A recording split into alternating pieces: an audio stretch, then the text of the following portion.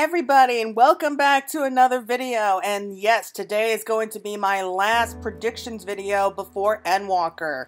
It is finally almost here. We are only a few days away from the early release, and I can't be the only one who is super excited. I cannot wait to see what we're going to be getting.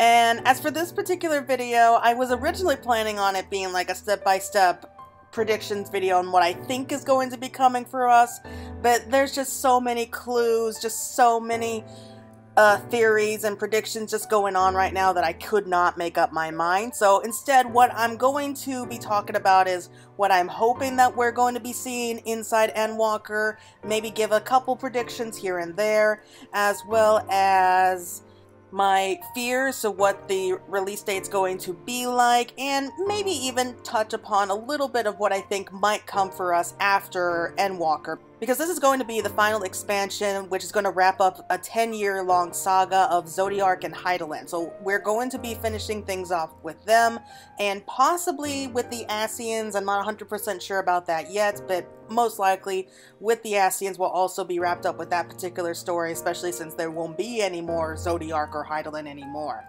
So let's get started. Okay, so I just want to say off first that I know that there's going to be a lot of references to other Final Fantasy games, particularly with 4, because like in 4, spoilers if you haven't played it yet, but we have the main character who is Sissel, and he starts off as a Dark Knight, but midway through the game he is able to shed the darkness behind and becomes a Paladin. Kind of reference in here how we're leaving Shadowbringers as a Dark Knight and ending into a Paladin. Just kind of like going full circle, I suppose. They did state that the original 1.0 storyline, they had the main character start off with using a sword, but for some reason it just didn't seem to work out that way because they became an archer at the end of it. I don't know about that whole thing. But they did say that it is like coming full circle, which I really do like, especially since the poses that we see on the poster art is kind of reflection of that as well. So I am predicting that we are going to be getting a lot of Final Fantasy IV references. I want to stress out very clearly that I don't think that it's going to be super connected. It's not going to be like the same storyline. A lot of people are convinced that it's going to be very similar to the storyline that we had from 4. In fact, a lot of people are even predicting that Estinian, he's going to betray us twice, and he's going to become like possessed by some ancient evil force. First of all, I want to say that technically that already happened. I mean, I don't want to say it was an evil force, but he was taken over by Nidhogg at least twice, especially if you play through the Dragoon questline. So, I mean, he's already betrayed us twice, and I don't think that that's going to happen again. I think that he has matured, and he really went through a lot of character development since Heaven's Word, so I don't think that we're going to be getting any betrayals from him. I do think he's going to be playing a major role when we go to Thannar, and he's going to be enlisting the aid of Vitra. Estinian did state once that he did a lot of traveling after he left Ishgard at the end of 3.3. He went to several places, including Doma, Thannar, Razathan. He's been to those places, so I definitely think he's going to be playing a big role in there. I don't think he's going to be coming with us to Sharlayan, at least not at first. He's probably going to be going with maybe, I would say, Thancred and Urianger to around Razathan, to around Thannar. For some particular reason, I'm not 100% sure about that yet. I also want to say that I think it's going to be a really, really interesting take when we head off to Garlemald. I recently replayed through the Return to Evilise questline, and I spoke to Ramza and Alma, and it's very clear that kids are kind of brainwashed at a young age that they're superior, that everyone else, like outside Garlemald, are savages, that they are monsters, they're probably going to come to get you, they're low, stupid creatures, basically. That's kind of what they're taught to believe. And Ramza especially had that kind of bad attitude, so I'm guessing that we're going to be getting a lot of people just like that, and yet they're going to be kind of living in the ruins of their destroyed city for the most part.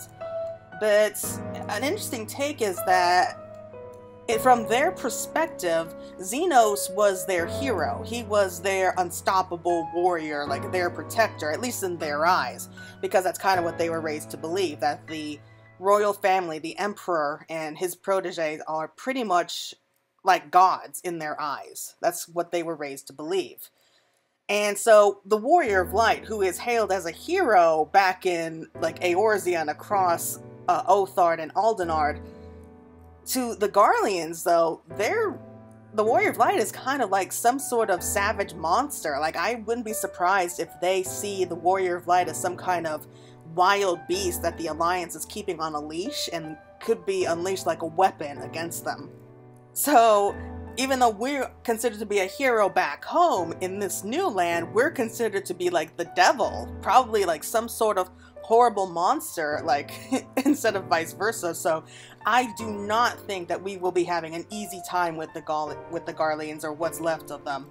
I do think that it's going to be very difficult to earn their cooperation, but we're going to see them suffering out in the wind and the cold like we saw in the trailer. Like, Alphino is the one kind of saying that, and I'm guessing that he's speaking about the Garleans there too. At least those not tempered. So it's really going to be kind of a fight to win over the trust between not only Garleans, but also Sharlayan. I'm still under the firm belief that Sharlayan is well aware of the fact that the end of the world is coming, and so they are taking steps to prepare for that. But rather than fight for their home, like what happened with the Exodus when they just chose to leave their homeland behind and just fled right back to old Sharlayan, but they are preparing to kind of run away and hide.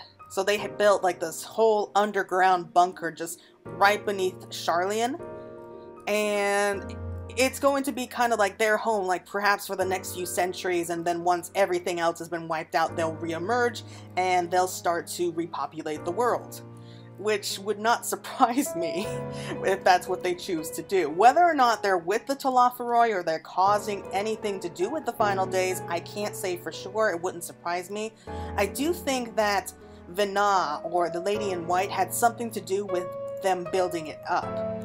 Because if you watch my previous videos, I go into a lot more details about this, but it does seem likely that Vina had a hand in building up Sharlayan.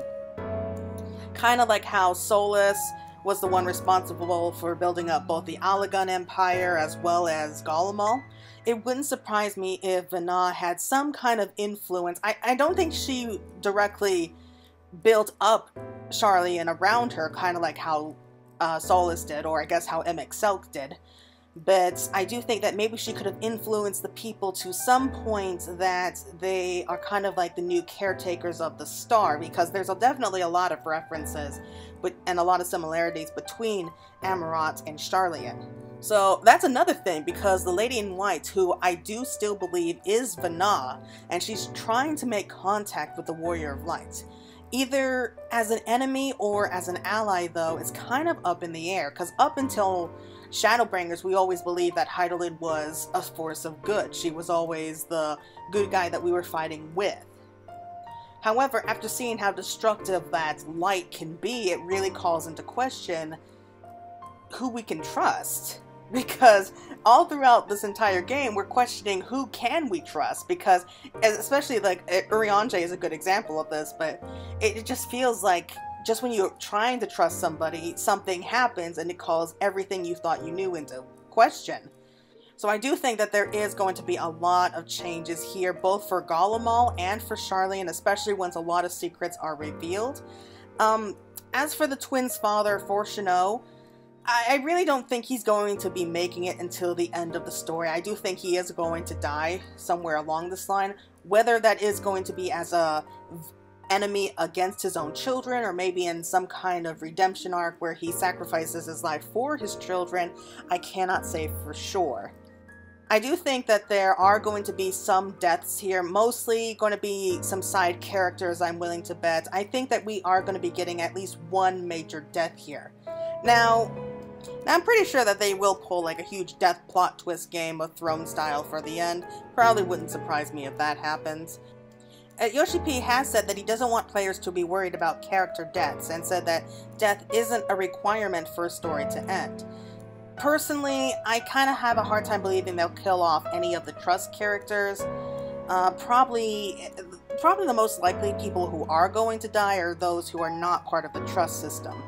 I think it more likely that a lot of characters, especially some of the Scions, like maybe Urianger or Thancred or Y'shtola, would probably retire more than likely die. That's just an idea that I had.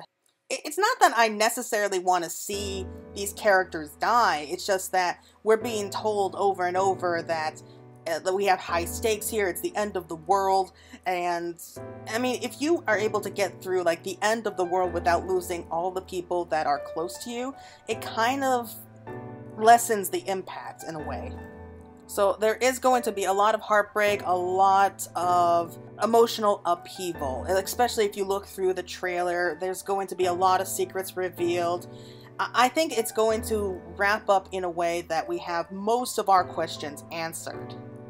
So I do think that there are going to still be a lot of unanswered questions, especially since Yoshi-P did state that there is going to be a mystery that's going to kind of be leading up to the next series of expansions, which I will talk about in just a moment.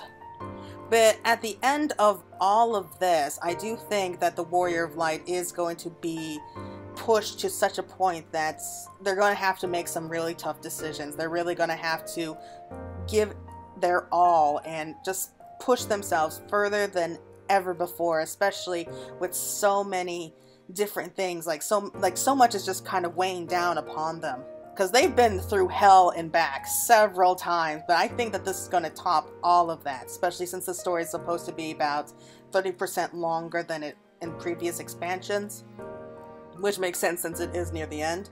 But I am hoping for that not only will we get the Garlean support and have them assist us in helping to save the world, but we'll also get Charlie and we'll be able to win them over to our way of thinking and realize that running and hiding is just kind of the coward's way to do it. And why not just stand up and fight for this world, because they're a part of it too. So running and hiding is not going to save them. They really need to step up if they want to protect this world, and if they really are, as they claim to be, caretakers of this world, they're kind of the archives of this world, then they really need to prove it at this point. As for Zenos, again, I don't want to hate Zenos. I think he's kind of like the Joker from Batman. Like, everyone loves the Joker because he is just so crazy and he really doesn't care much except for getting Batman's attention, which is kind of like how I see him with the Warrior of Light. He's kind of the Joker and he's pushing the Warrior of Light beyond their limits. He's setting everything up specifically so that he can bait them and help them grow stronger so that he can face them in battle. And there's nothing wrong with that. It really is nice to get a character who is kind of crazy like that. Selk was an amazing character, and it's going to be very difficult, if not impossible, to top him. And at this point, the only complaint I really have about him is that he's just not seen doing much. Now, it's not his fault. That's just kind of how we're getting the storyline for right now. We don't know what exactly he's planning and how he plans to actually get there. But they're really pushing him forward so much, so I'm really not entirely sure how things are going to end with him. I do think he is going to end up dying before all of this is over. How he ends up dying, though, is entirely difficult to say.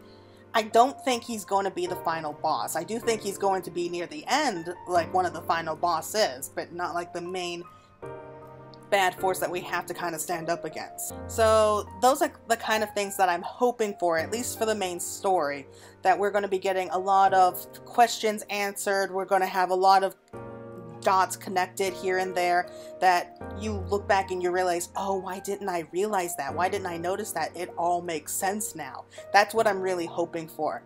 I'm really hoping for a lot of character development from some of the maybe minor characters. Well, maybe not minor.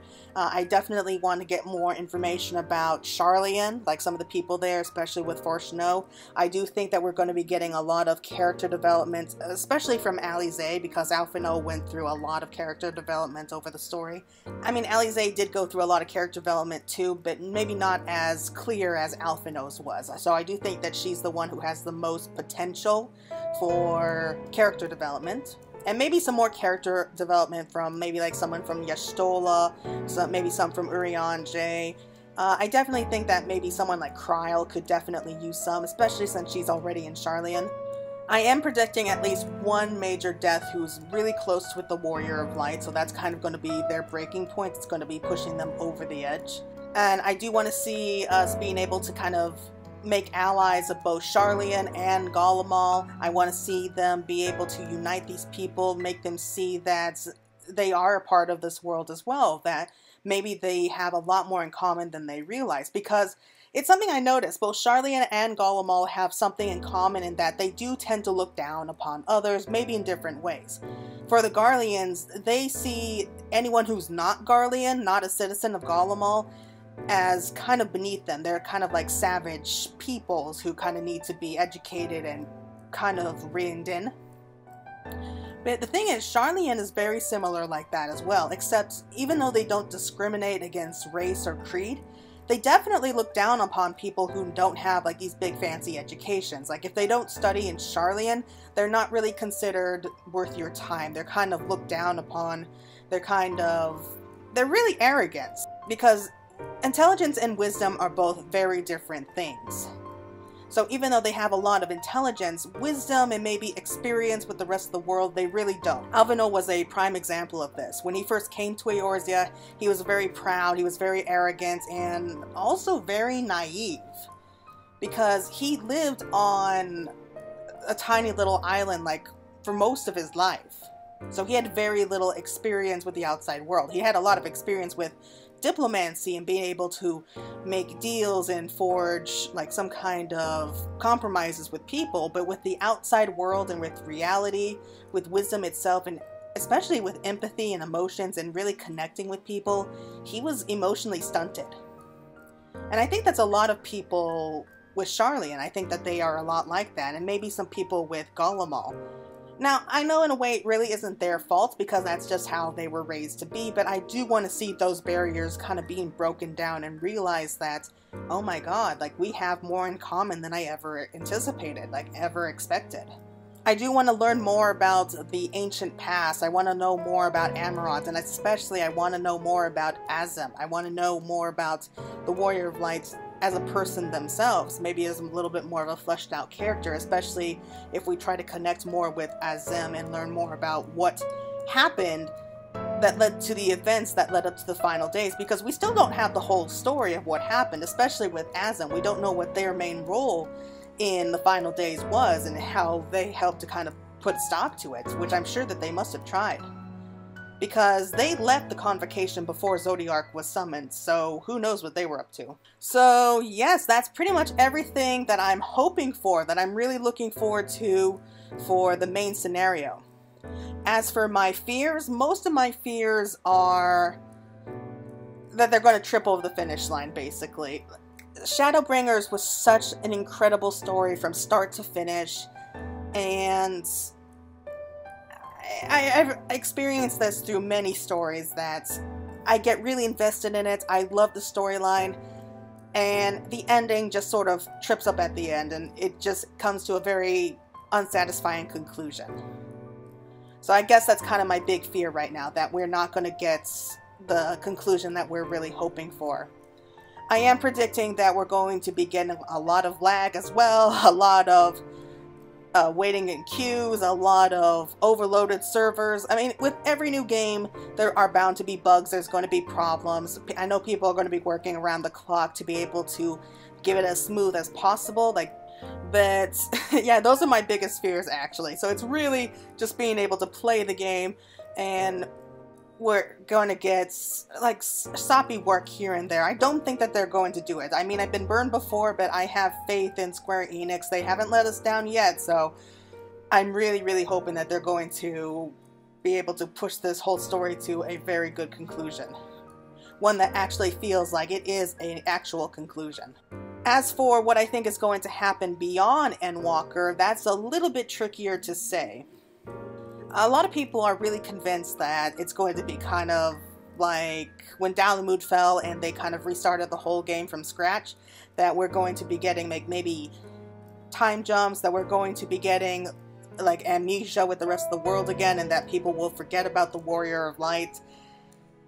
I honestly can't say that's going to happen. I cannot see it happening, because if you're just playing through the main scenario quest, we got a bunch of side stories, we got a bunch of raids and other dungeons that we can unlock, and you kind of have to be the main character. You have to be the Warrior of Light to be able to access all of that. And Yoshi-P has also stated on this fact as well. He has stated in interviews, you wouldn't see a case where right after Endwalker, everyone is going to have amnesia or meteor Dalamud coming down one more time and the realm is destroyed again. We won't have those incidents again, rest assured. Which is a good thing, because I don't want to see that happen, because we worked so hard to get to where we are now. And while I understand like kind of the poetic justice of it with the Warrior of Light being forgotten about, because they would be free, they wouldn't have all these burdens anymore, they wouldn't be the Warrior of Light, and they would be given a break. But at the same time, I don't want to see all that happen. And again, like what Yoshi-P said, he says that we have no intention of negating all that has happened in the story. We don't want to negate the adventure that you went on, the characters that you met along the way, and the achievements that you've accomplished throughout your journey. So when we look into that transition and moving forward to the next chapter of that story, it's safe to assume that this is still taking place in the same universe, so to speak. Which is a really good thing, because if you think about it, if they did something like, say, they just torched and burned down Gridania, for example, that's going to be a major issue. That is going to change everything. So if you went through the main scenario and there's like a bunch of side quests that you haven't completed way back in Gridania and you want to go ahead and complete those, how can you complete those if they completely changed everything? So I cannot see that happening. As to where we're going to go after the Hydaelyn and Zodiark story, that's kind of tricky to say, but we have a lot of potential for a lot of stories. In another interview, Yoshi-P has said that there are areas within Hydaelyn where we haven't explored yet. There are continents that have yet to be discovered, areas that have yet to be explored. There's possibilities there. And with the story of Shadowbringers, we learn that the Crystal Tower acts as a portal not just to distant realms, including the First and those that have been divided by the Sundered, but it also allows us to travel back in time so that we can go back to the past and future as well. So there's still a lot of possibilities left. So that is another good thing, because apparently there could be a lot more continents that we're not aware of. We're definitely aware of the New World. We have Marasidia, we have the rest of Hingashi, we have the southern islands where the Lalafell came from. There's tons of different countries and continents that we haven't had a chance to properly explore yet, and I do think that that's pretty much where we're going to continue on from there. But we also have the remaining shards. We can already travel to the First, but we still have several other shards that I think that we have potential to be able to go to someday, especially like with the Void, for example.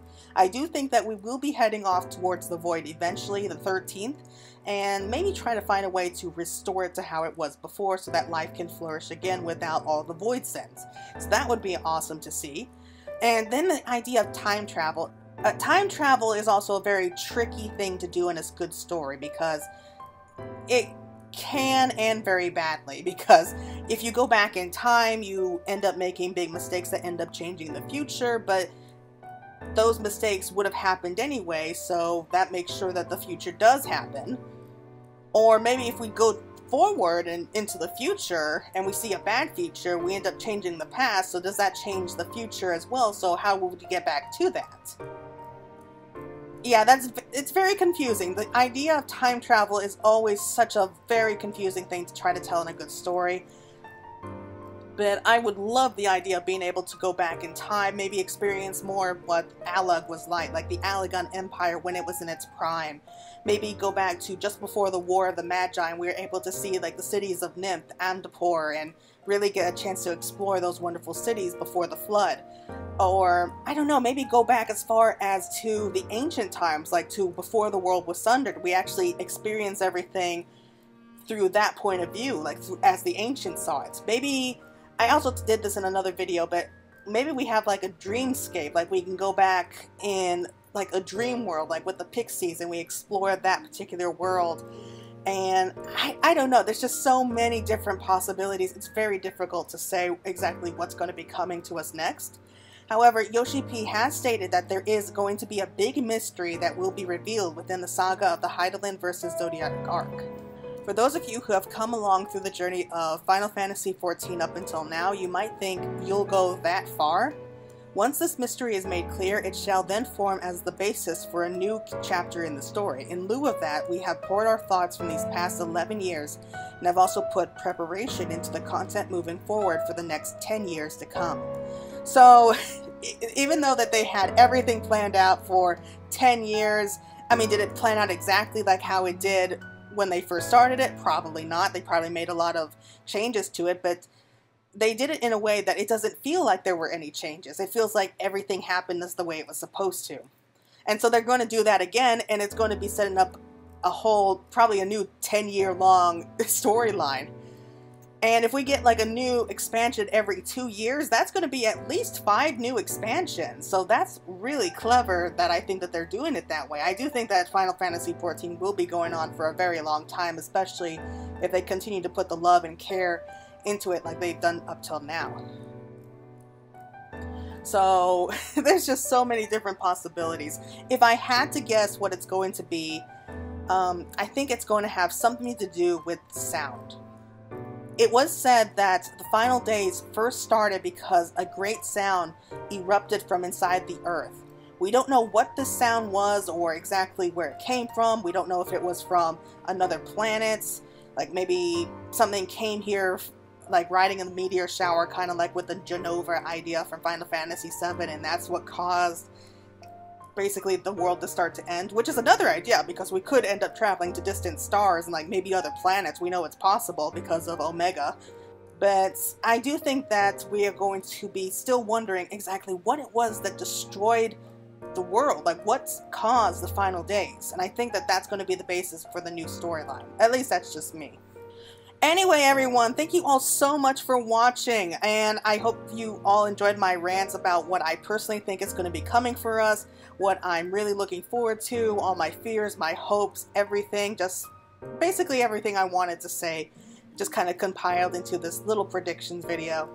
And I hope that you all really enjoyed it. Again, we only have a couple days left until Endwalker, so this is going to be the final prediction video. I'm definitely going to be doing more prediction videos, more discussions, more theories later on, but probably not until the end of Endwalker, until I end up playing through the game, and I'm sure I'm going to have a whole bunch of new speculations and conspiracy theories and everything waiting for us, so I hope you're looking forward to that.